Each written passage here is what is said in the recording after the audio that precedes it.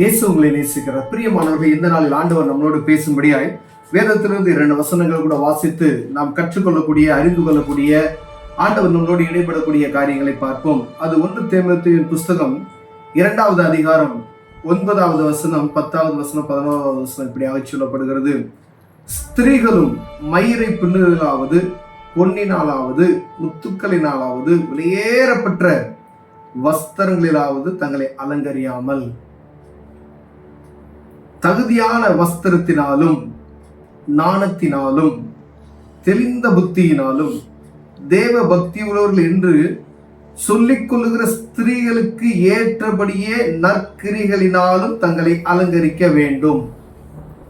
ஸ்திரீயானவள் எல்லாவற்றிலும் அடக்கமுள்ளவளாய் இருந்து அமைதலோடு கற்றுக்கொள்ள கடவுள். பிரியமானவர்களே, இந்த வேத வசனத்துல ஆண்டவருடைய பிள்ளைகளுக்கு ஆண்டவர் கற்றுக் கொடுக்கிற ஒரு காரியம் என்றால், ஸ்திரீகள் மயிரை பின்னுதலினாலாவது, பொன்னினாலாவது, முத்துக்களினால் வெளியேறப்பட்ட வஸ்திரங்களினாலாவது தங்களை அலங்கரியாமல். அதுக்கு எப்படின்னா, உங்க நேரங்களை வீணாக செலவு செய்யாதபடிக்கு தேவ சமூகத்தில் அந்த நேரங்களை செலவு செய்ய முடியாது. ஏன்னா ஆப்பிரிக்கன்ஸ்ல இதெல்லாம் பார்த்தீங்கன்னா, அவங்க மயிர்களை பின்னுவதில் சடைகளை ஒரு 100-200 சடை பின்னுவாங்க. ஒரு நாளைக்கு இஸ்ரேல் ஜனங்கள் நிறைய பேர் அப்படி செய்யறாங்க. அதை முத்துக்கள் வைத்து ஒவ்வொரு பின்னலும் அப்படியே வச்சு அவங்க நேரங்களை ஒரு நாள் பூரா அதை செய்வாங்க. அப்ப நேரங்களை வீணடித்து விடாதபடி உங்க நேரங்களை தேவ சமூகத்தில் செலவு பண்ணுவதற்காக ஆண்டவர் இப்படி எழுதி வைத்திருக்கிறார். தகுதியான வஸ்திரத்தினாலும் நாணத்தினாலும் ஆண்டவரை அறிந்து கொண்ட தேவ பக்தி நிறைந்த, கடவுள் பயம் நிறைந்தவர்கள் இப்படிதான் ட்ரெஸ் மேக்கிங் இப்படிதான் இருக்கணும். தகுதியான ஆடை, எனக்கு தகுதியா இருக்கா? தகுதி இல்லாத ஆடைகளை நம்ம அணியலாமா? நம்ம அதை தெரிஞ்சிருக்கணும். அப்ப நீங்க தேவ சமூகத்துல போய் தேவனுடைய அன்பை நீங்கள் பெற்றிருந்தால் மாத்திரமே அதை புரிந்து கொள்ள முடியும். அப்ப நீங்க வேதம் வாசிக்காதபடிக்கு, ஜெபம் செய்யாதபடிக்கு இந்த வசனத்தை நீங்கள் ஏற்றுக்கொள்ள முடியாது. அப்ப நீங்க ஜெபம் பண்ணணும். கர்த்தருடைய பிள்ளைனா நீங்க பிரேயர் பண்ணணும். வேதத்தை வாசித்தீங்கன்னா தான் இதோடைய காரியம் உங்களுக்கு புரிந்து கொள்ள முடியும். பிரியமானவர்களே, நல்ல அலங்காரமான ட்ரெஸ் போடலாம், நீட் அண்ட் குட்டா அப்படி போடணும்னு சொல்லி ஆண்டவர் சொல்றார். தகுதியான வஸ்திரத்தினாலும் நாணத்தினாலும், லேடிஸ்னா இப்படித்தான் இருக்கணும் அப்படின்னு சொல்லி ஆண்டவர் வரைமுறைப்படுத்தி வைத்திருக்கிறார். தெளிந்த புத்தியினாலும். தெளிந்த புத்தினா, அதாவது ஆண்டவர் முதல்ல ஆதாம் ஏவாளை படைக்கும் பொழுது ஏதேன் தோட்டத்துல ஒரு காரியம் நடந்தது. ஏவாள் வஞ்சிக்கப்படுகிற ஒரு காரியத்தை நாம் பார்க்கிறோம். ஏவாள் பாருங்க, சைத்தான்ட்ட என்ன செய்யறா? வஞ்சித்து அவனுடைய பேச்சுக்கு, நயவசிப்பான பேச்சுக்கு ஈஸியா மயங்கி அந்த பழத்தை பறிச்சு சாப்பிடுறாங்க. அப்ப தெளிந்த புத்தி, ஆண்டவர் சொல்லியிருக்கிறாரு, இதை நீ செய்யாத, இந்த இடத்துக்கு போகாத, இந்த இங்க பூரா இருக்கிறது பூரா உனக்கு தான் நான் வச்சிருக்கேன், ஆனா இதை மட்டும் நீ செய்யாத அப்படின்னு சொல்றாரு ஆண்டவர். ஆனா அதைத்தான் செய்யணும்னு சொல்லி ஒருத்தர் சொல்றான்.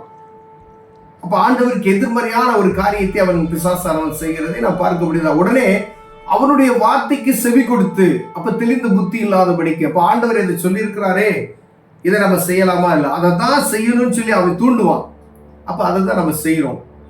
அப்ப அதுல கவனமா இருக்கும்படியா தெளிந்த புத்தி உள்ளவர்களாய், தேவ பக்தி உள்ளவர்கள் என்று சொல்லிக் கொள்ளுகிற ஸ்திரீகளுக்கு சொல்லுகிறபடியே, தேவ பக்தியுள்ள ஸ்திரீகளுக்கு, தேவ பக்தியுள்ள ஸ்திரீகள் என்று சொல்லிக் கொள்ளுகிறார்.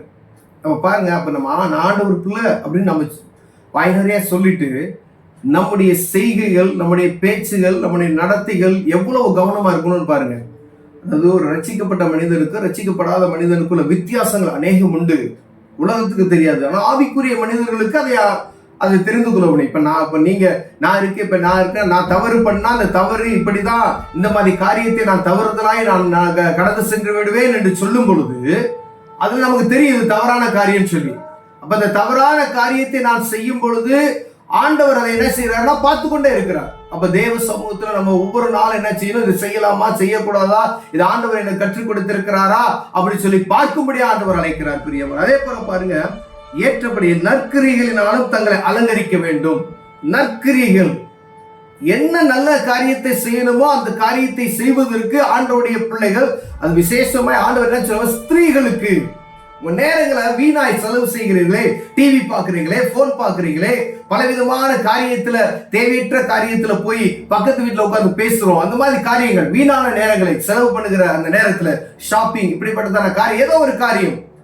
நான் உதாரணத்துக்கு சொல்லுகிறேன், ஆண்டவருக்கு செலவு செய்ய வேண்டிய நேரத்தை வீணா செலவு செய்யறோம் பாத்தீங்களா, அப்படிப்பட்ட நேரத்துல தங்களை என்ன செய்யணுமா, எல்லாவற்றிலும் அடக்கமுள்ள தங்களை அலங்கரிக்க வேண்டும். ஸ்திரீகளுக்கு ஏற்றபடியே நற்கிரியைகளினால் என்ன செய்யணுமா, அலங்கரிக்க வேண்டுமா. நம்முடைய செயல்கள், வெளிப்பாடுகள் நற்கிரியையாய் இருக்க வேண்டும் என்று ஆண்டவர் தங்களை அலங்கரிக்க வேண்டும். ஸ்திரீயானவள் எல்லாவற்றிலும் அடக்கமுள்ளவளாய் இருந்து அமைதலோடு கற்றுக்கொள்ளக்கூடவள். ஸ்திரீயானவள் எல்லாவற்றிலும் அடக்கமுள்ளவளாய் இருந்து அமைதலா இருந்து கற்றுக்கொள்ளணும். தெரிந்தாலும் அது அமைதலா இருந்து இன்னும் கற்றுக்கொள்ளணும்ன்ற எண்ணம் தான் வரணும்னா, எனக்கு தெரியும் அப்படின்னு சொல்லி சத்தம் போட்டு பேசினா அது தேவ சமூகத்துல ஆண்டவர் சொல்றாரு, அப்படி செய்யாதீங்க, அமைதலா இருங்க, இன்னும் கற்றுக்கொள்ளுங்க அப்படின்னு சொல்லி. அப்ப ஒரு ஸ்திரீயானவர் இப்படிதான் இருக்க வேண்டும் என்று வேதம் வரைமுறைப்படுத்தி இருக்கிறது. உலகம் எப்படி வேணாலும் இருக்கலாம், ஆனா நான் ரட்சிக்கப்பட்டுட்டேன் அப்படி நீங்க சொல்லிட்டீங்க அப்படின்னா இப்படிதான் இருக்கணும். அப்ப ஆண்டவர் என்ன செய்யறாரு, ஒருவேளை ரட்சிக்கப்பட்ட அனுபவம் நிறைந்த ஒவ்வொருவருடைய பார்வை அவங்க மேல எப்படி இருக்கும்னா, இவங்க எப்படா தப்பு பண்ணுவாங்க என்பதை பார்க்குவதற்கு அவன் கர்ஜிக்கிற சிங்கம் போல எப்பயுமே அவங்களை உற்று நோக்கி கொண்டே இருப்பான். அப்ப சகோதரி பாருங்க, எவ்வளவு கவனமா இருக்குன்னு பாருங்களேன். தேவ சமூகத்தில் உட்கார்ந்து உங்க நேரங்களை வீணாய் செலவு செய்தபடிக்கு தேவ சமூகத்தில் அமர்ந்து உங்க நேரங்களை ஆண்டவருக்காய் பயன்படுத்து. ஆண்டவர் உங்களை ஆசீர்வதிப்பார். கண்களை விடுவோம், ஜெபம் செய்வோம். அன்பு தகப்பனே, எங்களை கற்றுக் கொடுங்க ஆண்டவரே. நாங்கள் அதன்படி கீழ்ப்படிய அப்பியாசப்படுத்த தேவன் எங்களுக்கு கிருபை பாராட்டுங்க. இயேசுவின் நாமத்தில் பிதாவே, ஆமென்.